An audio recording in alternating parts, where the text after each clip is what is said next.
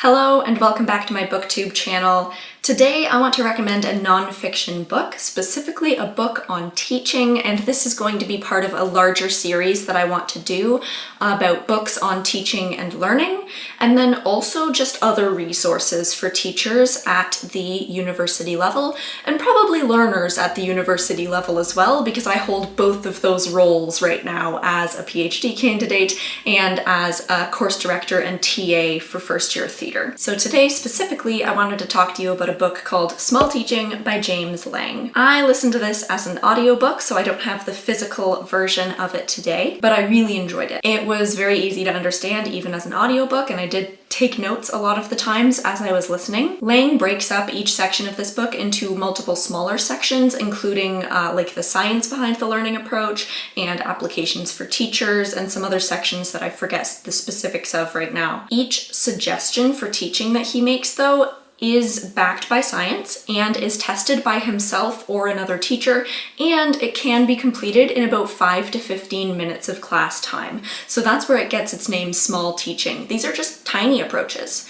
Tiny approaches that will have huge ramifications on the student's learning. So many books on teaching and workshops on teaching and professional development courses, they're talking about the big ideas in teaching and big philosophies of how to approach teaching. And James Lang said, well, when we're in the middle of a term and we're getting these professional development opportunities, we need to be able to try those out, like right now. Otherwise, we're never going to get a chance to. We're going to forget about those things that we learned in the middle of the term by the time the term is over. And as university teachers, we don't get much time off to like reflect on our teaching practice and then totally rewrite everything that we're doing. So what are the little practical things that we can do now that are going to radically transform our teaching practice because they are active learning exercises that get the students involved and ultimately implement those larger philosophies around student-centered learning and critical pedagogies and whatnot,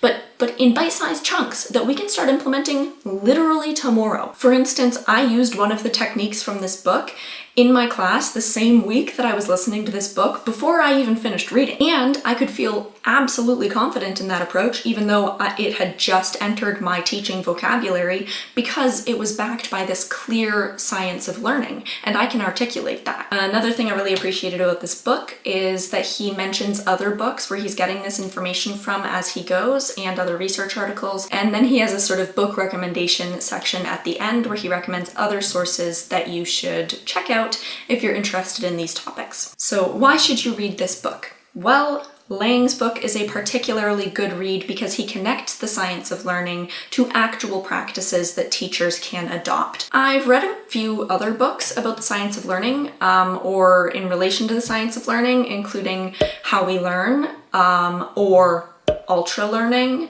but these books ultimately don't tell me as a teacher what to do in my practice to achieve the results of what they're suggesting work for students. They're mostly student-oriented approaches. They're saying, hey, if you want to do really well on a test, like here's a science-backed approach to preparing yourself for that test. But this is the first book that I've read that looks at the science of learning from a teacher's perspective, and I have found it immensely helpful.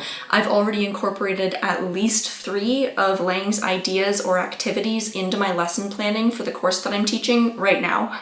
And these are ideas that are good for lecturers, good for tutorial leaders, good for any size of classroom, good for a single person up to 1,000 people. They are super flexible ideas that should be able to easily fit into your course model. If I haven't convinced you already as a teacher in higher education that you should read this book, then I'm going to have a video coming out in a couple days that actually gives you some of the activities from Lang's book and discusses the importance of retrieval practice, which is one of the first science-backed learning methods that Lang brings up in this book. I encourage you to come back to the channel to check out that video and get a little taste of what Lang's book has to offer. Anyways, thank you for coming along with me on this new journey of reading books about teaching and learning. I look forward to continue reading alongside you, and if you have any other teaching and learning book recommendations, please feel free to put them in the comments and I will check them out. Until next time, everybody.